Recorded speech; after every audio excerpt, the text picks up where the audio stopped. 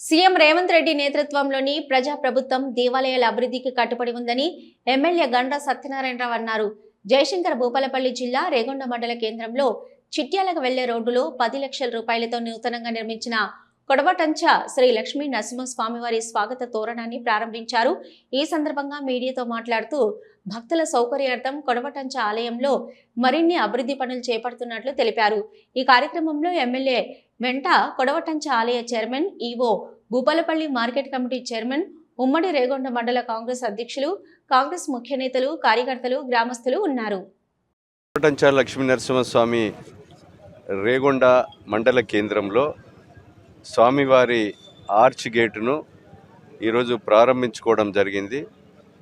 ఇది 9,45,000 ఎస్టిమేట్ ఉంటే మనకు సుమారు ఈ యొక్క ఆర్చ్కు 20 లక్షల రూపాయల దాకా అయింది. ఎందుకంటే పిల్లర్సు ఈ యొక్క ఆర్చ్తో పాటు ఆర్చ్ని ఈరోజు ప్రారంభించుకోవడం జరిగింది. హోలీ పౌర్ణమి వరకు కొడవటంచ లక్ష్మీ నరసింహస్వామి ఆలయంతో పాటు ఏదైతే దానికి సంబంధించినటువంటి భక్తులకు నిద్ర కొరకు వచ్చేటువంటి భక్తులకు గదులు కానీ, టోటల్గా కాంపౌండ్ వాల్, వాష్రూమ్స్తో పాటు షాపింగ్ కాంప్లెక్స్ అంతా కూడా, గర్భగుడి మండపము నిర్మాణము, అదేవిధంగా మరి కళ్యాణ మంటపంతో సహా అన్ని దేవాలయాలు కూడా ఆ యొక్క హోలీ పౌర్ణమి వరకు గౌరవ ముఖ్యమంత్రి రేవంత్ రెడ్డి గారిని ప్రారంభోత్సవానికి పిలిచి వారి చేతుల మీదుగా మరి పూర్తి చేయాలనే ఒక సంకల్పం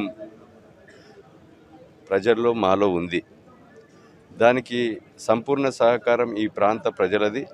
అదేవిధంగా అందరి సహకారం కూడా కావాలని, ఈ ప్రాంత ఆరాధ్య దైవుని దీవెనలతో ప్రజలందరూ కూడా సుఖ సంతోషాలతో ఉండాలని, రైతాంగం అన్ని వర్గాల ప్రజలు కూడా ఆ దీవుని స్వామివారి ఆశీస్సులు కలగాలని నిండుగా కోరుతూ, ఎలాంటి ఆటంకం లేకుండా ఆ యొక్క ఆలయ నిర్మాణం కూడా పూర్తి కావాలని ఆ స్వామివారిని కోరుతూ, ప్రజల సహకారం కూడా కావాలని విజ్ఞప్తి చేస్తూ, దీంట్లో అందరూ కూడా భాగస్వాములై మరి యొక్క స్వామివారి ఆలయ అభివృద్ధి కొరకు సహకరించాలని విజ్ఞప్తి చేస్తున్నా.